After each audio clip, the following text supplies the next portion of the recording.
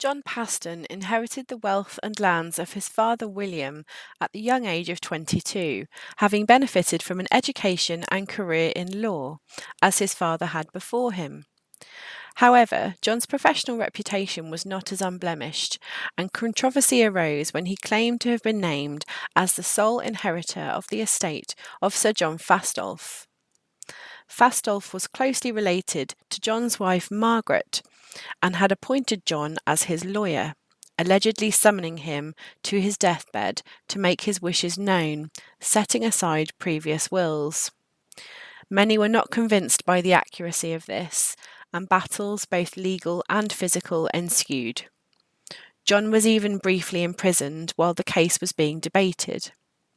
Despite eventually being exonerated, John did not live long afterwards to enjoy his victory. Agnes de Berry married William Paston when he was 42. She was 22 years his junior. The co-heiress of Hertfordshire knight Sir Edmund Berry, she brought more to the marriage than mere financial gain. While William was away attending to his legal duties, Agnes was in charge of the estates in Norfolk, acting as a more than capable deputy, dealing with the demands placed upon her, as well as providing William with several children. The marriage was not only advantageous, it appears also to have been happy, judging from their correspondence. Following William's death in 1444, Agnes remained as the matriarch of her family as they continued on their upward path. She was buried in Whitefriars, Norwich. Here is Agnes writing to her son John Paston in 1450. 11th of March, probably 1450. To John Paston, dwelling in the Inner Temple in London, may this letter be delivered in haste. Son, I greet you warmly, and send you God's blessing and mine. And as for my daughter, your wife, she is doing well, blessed be God, for a woman in her condition, and as are all your sons and daughters. And because you will not send me any news, I send you such as there are in this region. Richard Linsdon came today from Paston and informed me that last night Drawl, half-brother to Warren Hayman, was seized by enemies when he was walking by the coast, and they have taken him away with them. And they seized 2 pilgrims, man and a woman, and they robbed the woman and let her go, and they brought the man to sea. And when they found out that he was a pilgrim, they gave him money and put him back on land again. And this week they have seized 4 vessels from Winterton and Haysborough. And Eccles men are very afraid that more will be seized, because the enemies have 10 large ships. May God give us grace, that the sea may be better protected than it is now, or else it will be dangerous dwelling by the sea coast. I entreat you to greet your brothers warmly, and tell them that I send them God's blessing, and my own. And tell William that, if Janet Lanton has not been paid for the crimson cause for which Alison Crane wrote to her in her own name, in order to procure it, then he pay her, and see that Alison Crane's name is struck out of her book, because she says that she will ask no one for the money except Alison Crane. And I entreat you that you will remember the last letter I sent you, and may God be with you. Written in Norwich, on the Wednesday before St. Gregory's Day, by your mother, Agnes Paston. Sir John Fastolf, born into a minor Norfolk gentry family, was a career soldier who made his fortune in the 100 Years' War. His name was immortalised through William Shakespeare's character Sir John Falstaff, although the real Fastolf bears little resemblance to the clownish, cowardly character. A Knight of the Garter, Fastolf served with distinction in a variety of capacities and battles in France. In June 1429, he suffered defeat by Joan of Arc at Patay, which led to an accusation of cowardice, of which he was later acquitted. He retired from military service around 1440, after which time he took up residence variously in Southwark and East Anglia, and built the castle at Caste. The Paston letters depict him in his later years as an irascible, litigious old man, traits of which are visible in the text of this letter. Worshipful Sir and richt well-beloved cousin, I command me to you. Please you to weten that the prior and convent of Norwich have withholden certain rent for Londes that they halden of me, within me manner of Heilistone, and is 2 tappers of wex, of 2 pundes wicht, be the space of 18 jere, that munteth 21 shillings valued in money.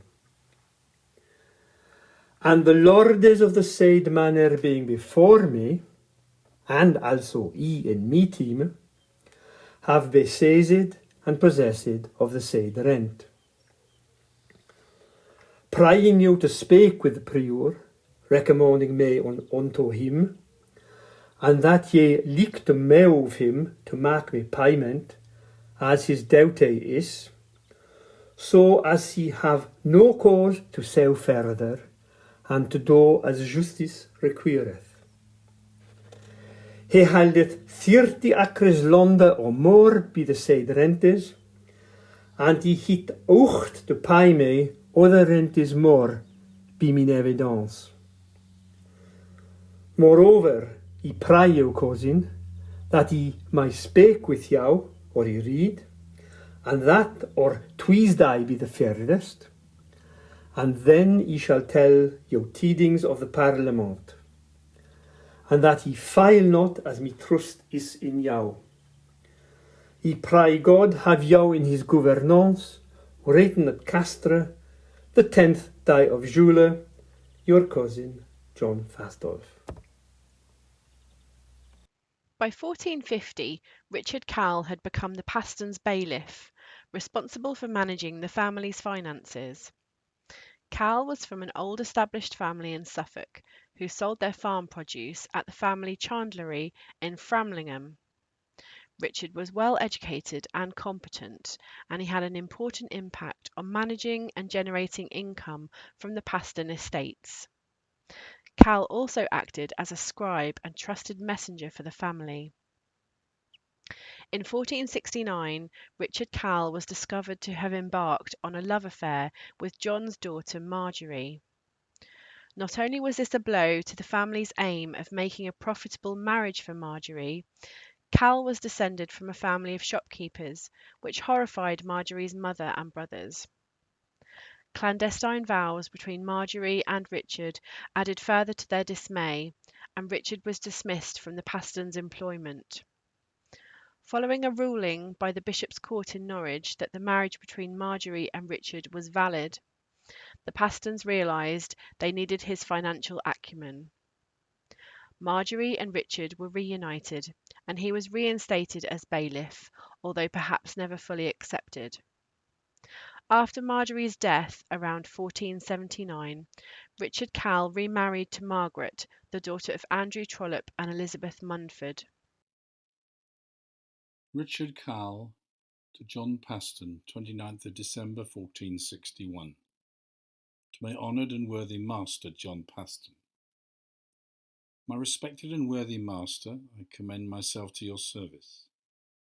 I would like you to know that 2 days after Boxing Day, there were crowds in Norwich at the Shire Court, because it was being said in the county that the under-sheriff had a writ to announce a new election. This annoyed the people because they had appealed to him so often. They told the sheriff that if he had the writ, he should not leave it until the writ was read.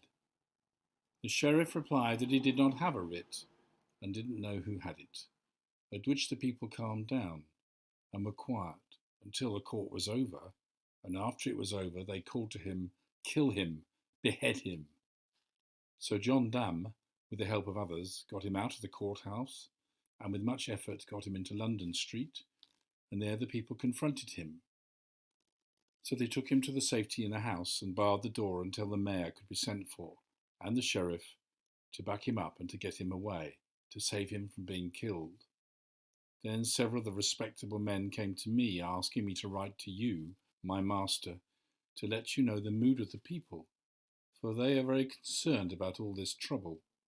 They ask you to send your advice on what their reaction should be and what they should do, for they are minded to get 100 or 200 respectable men together to go to the king and let him understand the reason for the rioting.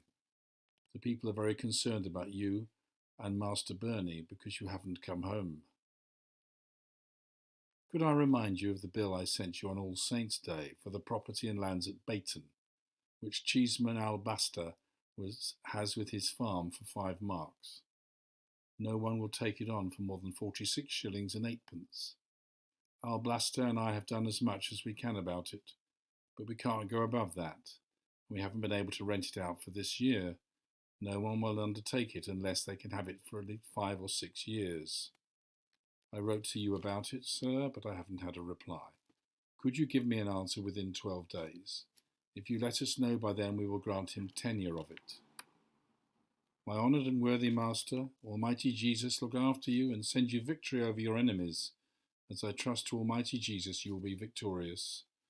Written at Norwich on St. Thomas's Day after Christmas Day, your poor servant and petitioner, Richard Calle.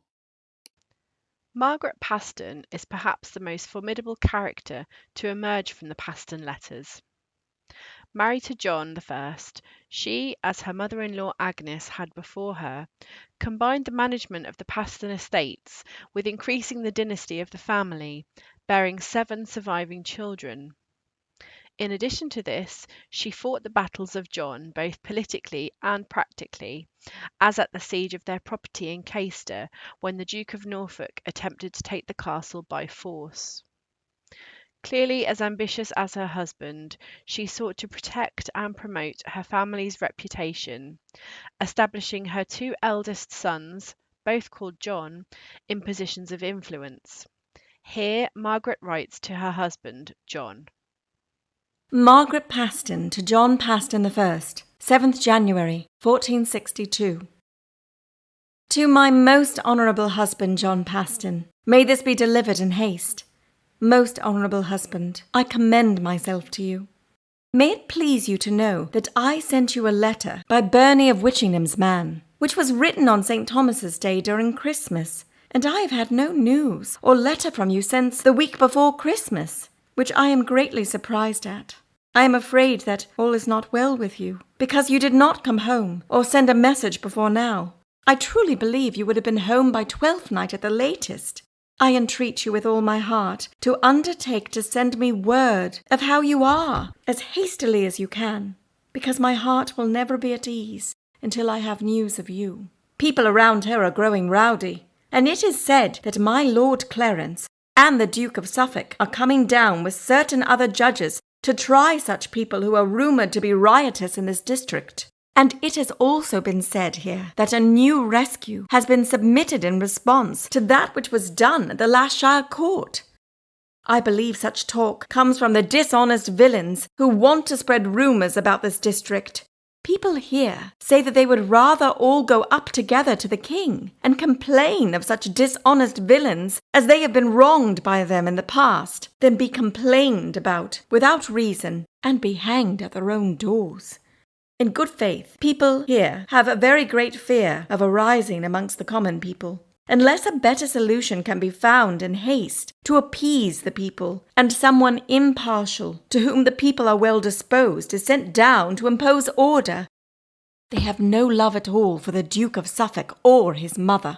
They say that all the traitors and extortionists of this district are maintained by them, and by those that they can bribe, with the intention of maintaining still by the extortion that was carried out by those who were in authority before. People believe that if the Duke of Suffolk comes, there will be a malicious regime, unless others come who are better loved here than he is. People have a great fear of injury, because you and my cousin Burney do not come home. They say they know for certain that it is not well with you, and if it is not well with you, they say they are sure that those who will want to wrong you will soon wrong them, and that makes them almost mad. May God in his holy mercy grant grace that there may be a good and sensible regime established in this area in haste, because I have never heard so much robbery and manslaughter around here in such a short time as there is now.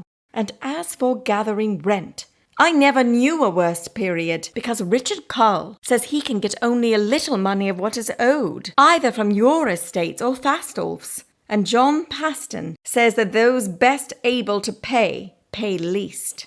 They act as if they were expecting a new world. And may the Blessed Trinity protect you and send us good news of you. Written in a hurry on the first Thursday after Twelfth Night, by yours, Margaret Paston. John Paston III had the same name as his elder brother. The second son of John I, he was sent to be a page in the household of the Duchess of Norfolk. He was therefore privy to certain gossip and information that he dutifully passed back to his parents to further their interests. In 1469, with his elder brother in London, John commanded the defence of Caister Castle during the siege by the Duke of Norfolk. John III, like his elder brother, also fought in the War of the Roses, changing sides for expediency, a gamble which paid off when Henry VII came to the throne in 1485. John was wounded fighting for the Earl of Oxford against the Yorkists at Barnet in 1471. As second son, John III was not expected to inherit and would have had to make his own fortune. However, when John II died childless in 1479, but for one illegitimate daughter, John III inherited from him, and through his marriage to Margery Brews in 1477, created the next generation of Pastons. Although Margery Brews was betrothed to John Paston III, he was reluctant to marry her unless her parents increased her dowry. She wrote what is considered to be the earliest existing Valentine in the English language in 1477, where she promises to be a good wife, telling John, "If you love me, I trust you will not leave me." Whether this heartfelt missive swayed John we cannot say, although the couple did marry later that same year, and their son William was ancestor of all the subsequent Pastons. Her letter continues to have a charm and attraction over 500 years later.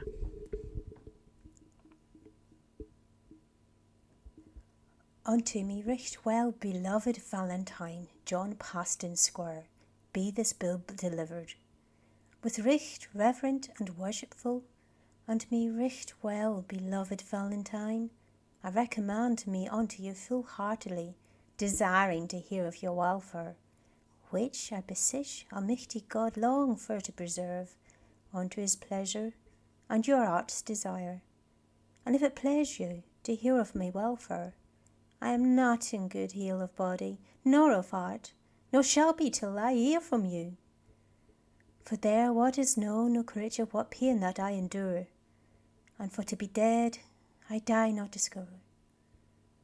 And my lady, me mother, have laboured the matter to me father full diligently, but she can no more get than you already know of, for which God knoweth I am full sorry. But if that you love me, as I trust verily that you do, you will not leave me therefore. For if that you had not half the livelihood that you have, for to do the greatest labour that any woman alive might, I would not forsake you. And if you command me to keep me true wherever I go, I will do all me might to you to love me and never no more. And if my friends say that I do amiss, they shall not so let me from what to do. My heart me bids evermore to love you truly over all earthly thing, and if they be never so wroth, I trust it shall be better in time coming. No more to you at this time, but the Holy Trinity have you in keeping, and I beseech you that this bill not be seen of no earthly creature, save only yourself. And this letter was written at Topcroft, with full heavy heart, by your own Margery Brews.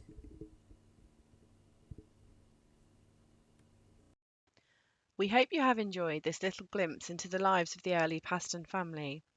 with around 2,000 letters and documents showing the rise of the family in the 15th and 16th centuries to the downfall in the 17th century. There is plenty more to discover. To find out more, take a look at the This is Paston website.